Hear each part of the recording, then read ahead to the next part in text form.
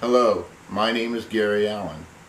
I will be your host for a new video series on YouTube called Old Y City Chronicles, where we will go back in time to learn the history of the Y City capital, Zanesville, Ohio.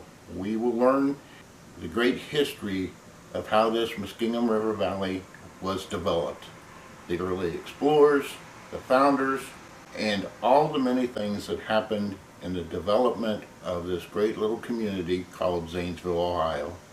I hope you will join me in the next few weeks and follow along. Click and subscribe to this interesting channel and learn about the rich history of Zanesville, Ohio. Ohio, the land of milk and honey. The native Indian groups have been around the Ohio land for many hundreds of years. They had cut many hunting and trading trails across the state of Ohio. Along the Muskingum River Valley were the Delaware, Wyandot, and Shawnee. In 1751, the explorer Christopher Bliss shares that he stopped at the Wyandot town in Coshocton. He also speaks of a village of Shawnee along the banks of the Licking River, and of a large congregation of Delaware encamped in the little town of Duncan Falls. Many scouts, explorers, and map makers came to the Muskingum River Valley. Frontiermen like Christopher Bliss, Elijah Hughes, John Ratcliffe, John Blaine, Jonathan Zane, and Captain John Chandler, and the trapper Duncan.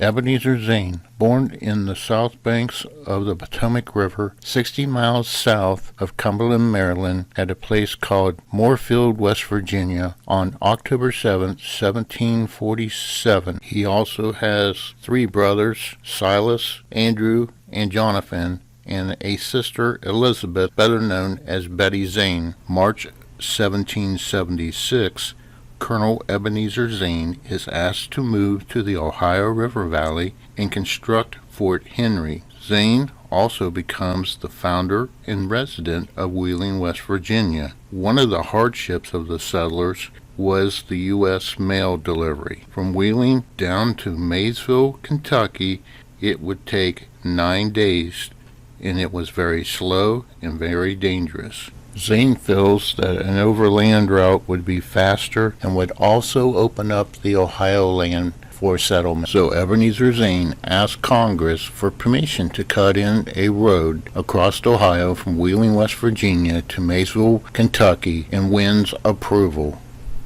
When it comes to the history of the Muskingum River, the Moravian missionary John Heckewelder's diary tells us of the amazing trip that he and his men took 22 canoes and supplies down the Ohio River to Marietta, then up the Muskingum River 88 miles to the Zanesville area. He tells us of fields full of wild rice, of hanging vines full of grapes, the river full of all kinds of fish and very tasty, all kinds of hunting, bear and deer, all types of game birds, the banks being full of coal and salt lick. He tells us of 2 waterfalls, one by the Pennsylvania Railroad Bridge and a large rock formation on the dug roadside. We hear about Licking Island by the Licking River and the overhang over by the canal, and also the Upper Falls.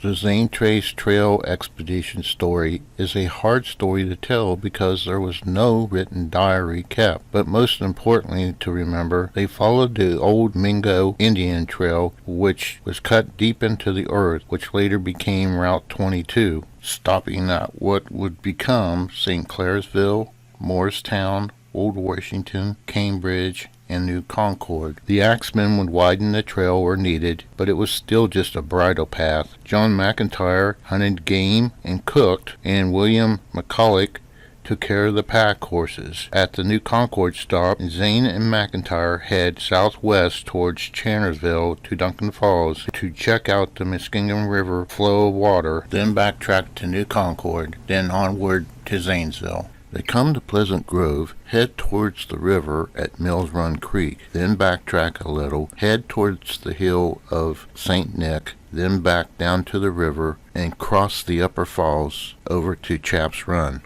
This is a model of what the river may have looked like. After crossing the Licking River, they follow Chaps Run up to about the fairgrounds, then towards Route 22 to Fultonham. From Fultonham to Somerset, onward towards Lancaster to Chillicothe, and a couple months later they end up in Maysville, Kentucky, their destination. So the Zane Trace Trail was completed in 1799, and on February 1800, President John Adams signs the grant to Ebenezer Zane for the 3 tracts of land for Zanesville, Lancaster, Chillicothe locations. The Zane Trace tract, because it was very hilly, was regarded as the least valuable of the 3 tracts and is turned over to Zane and McIntyre. So in 1797, when the men came up to Chaps Run, William McCulloch and Henry Cook decided to build their homes there. McCulloch built his on the south side of Main Street by the canal, and Henry Cook built his over by Chaps Run. They also lashed 2 canoes together to become the first ferries across the Muskingum River. John McIntyre returns to Zanesville in the fall of 1799 on a flatboat that he takes down the Ohio, and then back up the Muskingum River. The flatboat will serve as the new ferry. Sarah McIntyre came overland a little later. John McIntyre gets busy and builds their home in a grove of maple trees. The home is an L-shaped structure that will serve as the tavern and the hotel. So in 1800, the U.S. Post Office called the little settlement Zanetown, and it had a total of 8 little cabins to make up the settlement. After McIntyre finishes the hotel, he wastes no time in cutting the underbrush and small trees in a path form which will make up the city streets of the little settlement. The Zanesville plot of land was considered the least valuable of the 3 river stops due to the rolling hills and creeks. The Muskingum River makes Zanesville an important stop because the river is bigger and better for water power. It takes over 10 years of very hard work to fill in the creeks and streams, to cut down the 45-foot hill and fill in a 8-foot ditch to get Zanesville to look like it does today.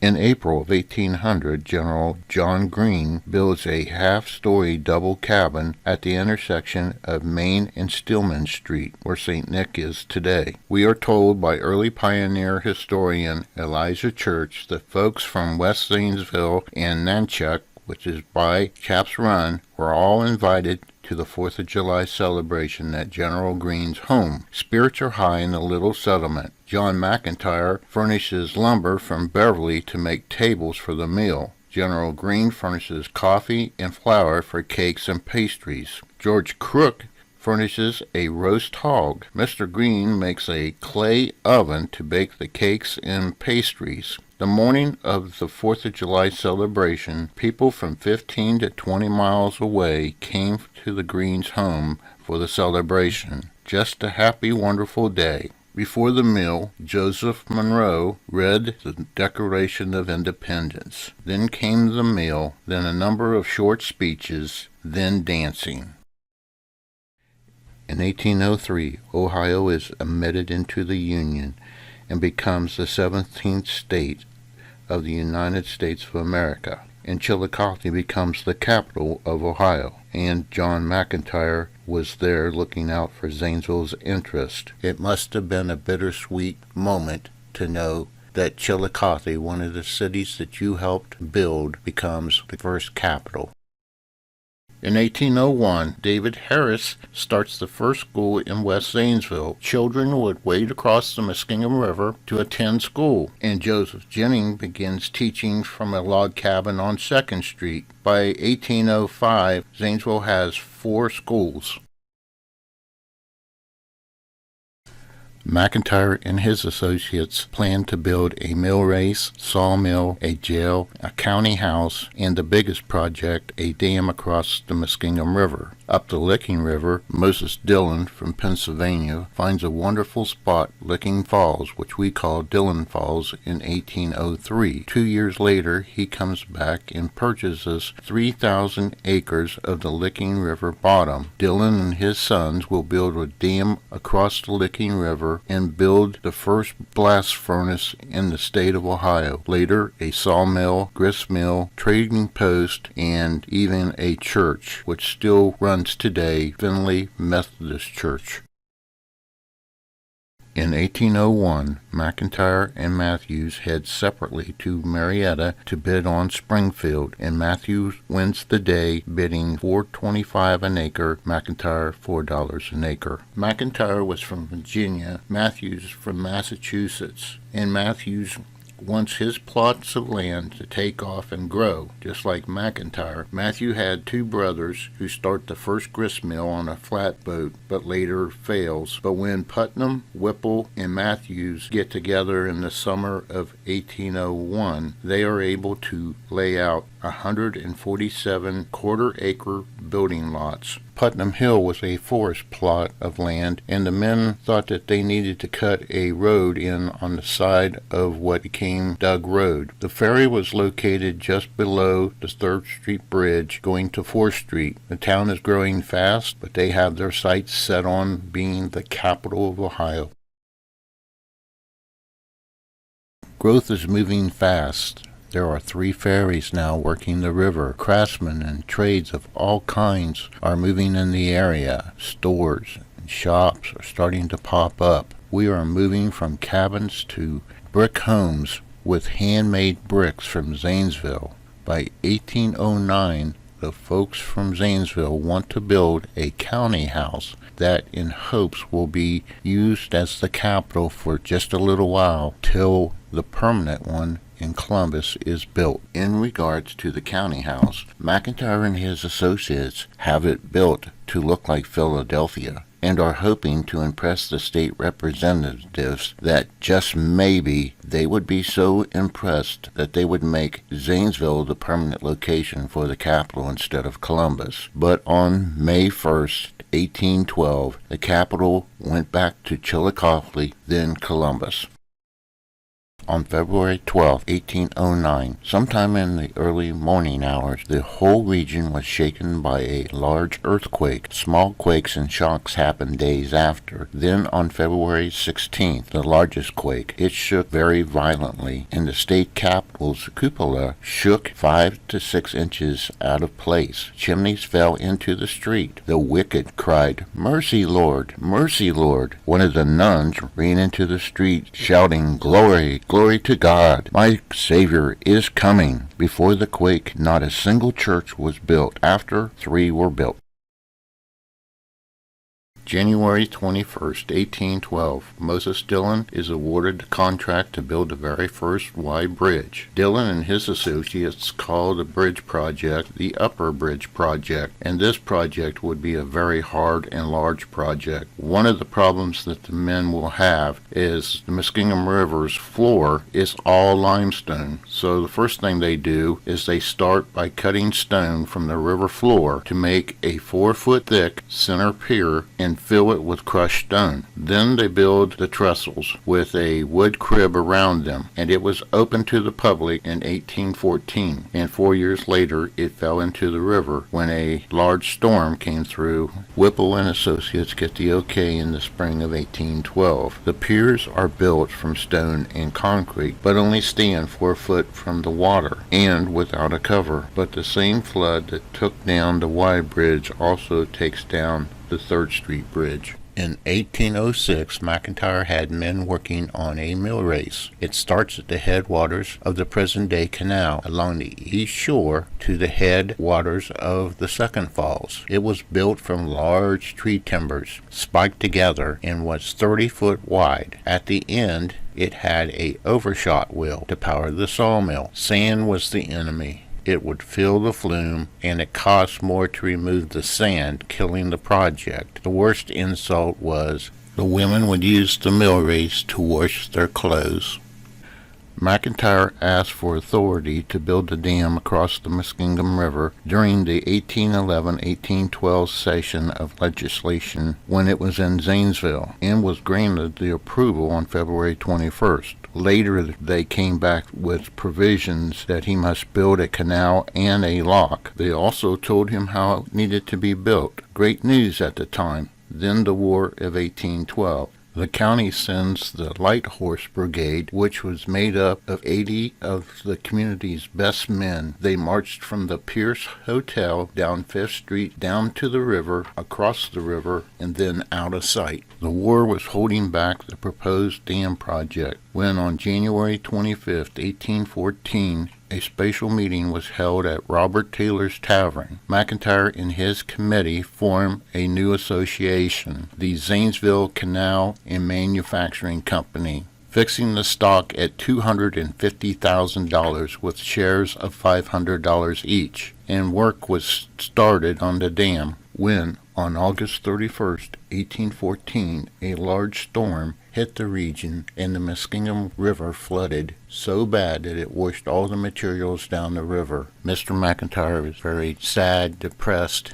and discouraged of the failures that had happened, of the goals that he was trying to do for the settlement. By July, he was very ill, and on July 29th, 1815, at the age of 56, he passes away.